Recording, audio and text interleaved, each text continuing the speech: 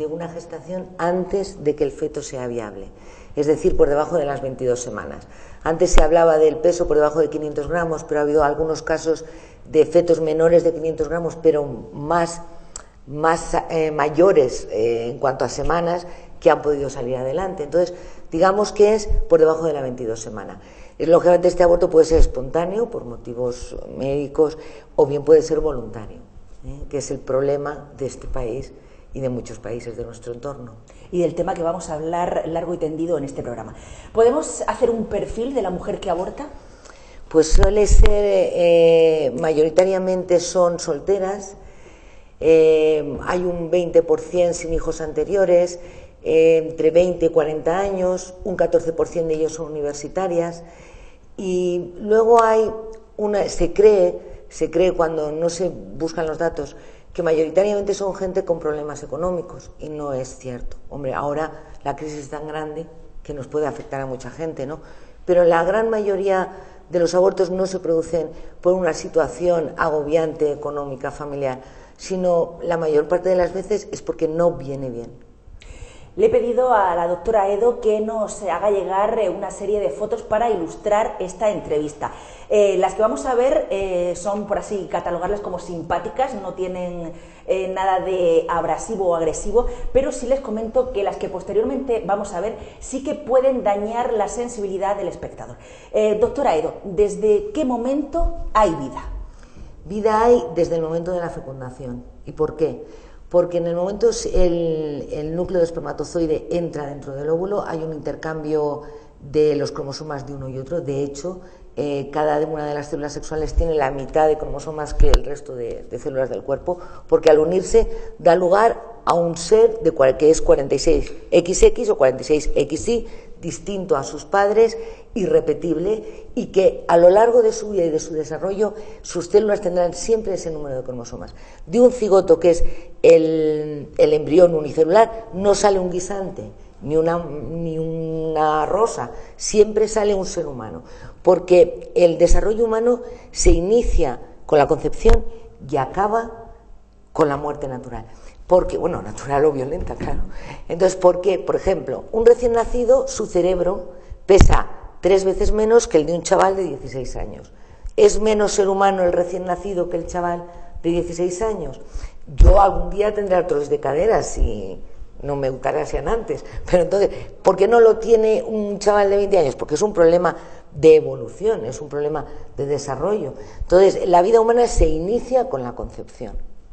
No quiero ser tremendista, Andrea, pero el tema me parece que es lo bastante serio como para no tomárselo a juego, y me gustaría explicar, si es posible, con todo lujo de detalles, en qué consiste un aborto. Ahora es cuando les voy a pedir a mis compañeros de realización que ilustren las palabras de la doctora Edo con esas imágenes que antes les anunciaba que pueden herir la sensibilidad del telespectador. A continuación, las fotos que podéis ver. No sé si van a ir primero las fotografías de los fetos para que la gente tenga conciencia de que no. Ya las hemos visto, vamos aquí ya estamos directamente. Aquí directamente, muy bien. Bueno, pues para que la gente tenga idea de lo que es un aborto, cuando mucha gente, cuando está en una situación agobiada, o gente que quiere manipular, o gente que quiere utilizar embriones, o gente que quiere decir que el aborto no es nada o que es un conjunto de células, tiene que saber que cuando, por ejemplo, empieza a llamarse feto, estamos hablando de 8 semanas por fecundación, es decir, 10 semanas de vida, todavía no hemos salido del primer trimestre, pues ese feto tiene sus ojos, sus orejas, sus brazos, sus dedos separados, le están naciendo las uñas, sus piernas, lo tiene todo. A la tercera semana de vida post-fecundación, es decir, 5 semanas desde fecha de última regla, hay latido cardíaco. A la octava semana se puede registrar actividad cerebral. Estamos todavía dentro del primer trimestre. Desde que se produce la fecundación en la trompa, el embrión tarda 6 días en llegar al útero. Durante esos 6 días no es un ser unicelular flotando pacíficamente, sino que se está totalmente dividiendo. Y a las 5 semanas en lo que es el aparato gastroentérico, el respiratorio, el cardíaco, están ya en su sitio. Tienen que crecer y desarrollarse. Entonces, no es un montón de células. Además, ese desarrollo que he comentado desde la trompa hasta que llega al útero es un desarrollo autónomo, no depende de la madre. Porque hay mucha gente que dice, sí, el aborto puede, porque es que si no es por la madre no puede vivir. Jolín, si a un recién nacido tú lo dejas encima de la mesa, no te preocupes que se morirá. ¿Cómo no le des de comer? Si yo me quedo paralítica o parapléjica, como alguien no me ayude, claro que me moriré. O sea, que lo que no se puede es atribuir el estatus o el carácter de persona en función de las cualidades de esa persona. Somos personas, sea cual sea la situación física o psicológica que tengamos. Entonces, ahora si quieren pueden poner, porque son un poco brutales, pero es que la gente yo creo que no se da cuenta de lo que es el aborto. Compañeros de realización, si son tan amables de poner esas imágenes. Por ejemplo, este feto está abortado. Seguramente se ha provocado primero con prostaglandinas y luego con oxitocina y ha tenido un parto esa mujer y se ha abortado, como veis, está en el cubo después de haber caído. Siguiente, por favor. Este es una forma terrible de producir el aborto porque este feto ya ha sufrido. Hay que tener en cuenta que si a un feto de 16 semanas le das un pellizco, lo nota igual que lo notamos nosotros. A este feto se ha sacado el líquido amniótico, se ha introducido solución salina a altas concentraciones dentro del vientre materno, con lo cual este feto ha tragado esa solución salina concentrada, ha tenido hemorragias internas, se ha quemado la piel y muere, claro. Siguiente. Eso sí es por un legrado, entonces ahí podéis ver cómo se identifica perfectamente la mano. Esto está dentro del primer trimestre. La mano con los dedos son restos del aborto. Siguiente. Esto es la comparación para que veáis. Esto es una moneda. ¿Veis los bracitos? Mirad el tamaño. Cuando yo he descrito el feto de 8 semanas posfecundación, 10 semanas desde fecha de última regla, estoy hablando de esto. Estoy hablando de esto. Es un feto de 3 centímetros, desde la cabeza al culete. Entonces, la longitud cefalonal que se llama. Entonces, eso es un ser humano. Luego podremos decir que nos da igual, pero por favor no digamos que no es un ser humano. Asumamos lo que decimos, seamos honestos, que la gente pues, tome la decisión. Desde luego las imágenes son brutales, Andrea, como lo es esta realidad. ¿Qué secuelas deja el aborto en la mujer que se somete a esta práctica? Vamos a ver. ¿Hay secuelas físicas, secuelas psíquicas? ¿En qué nivel nos movemos? Hay secuelas físicas y secuelas. Puede haber secuelas físicas y mayoritariamente hay secuelas psíquicas. Las secuelas físicas que hay pues pueden ser hemorragias, pueden ser infecciones, pueden ser desgarros.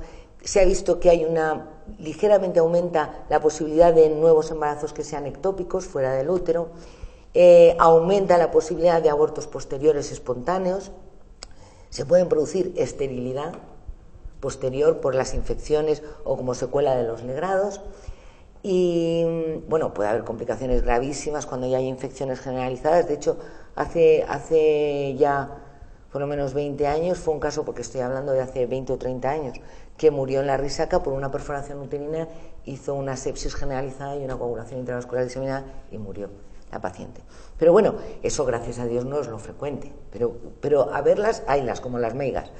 Y ahora las complicaciones psicológicas son tal vez las más frecuentes, las que no más frecuentes ya en que aparezcan, sino que afectan a mayor número de mujeres que han abortado.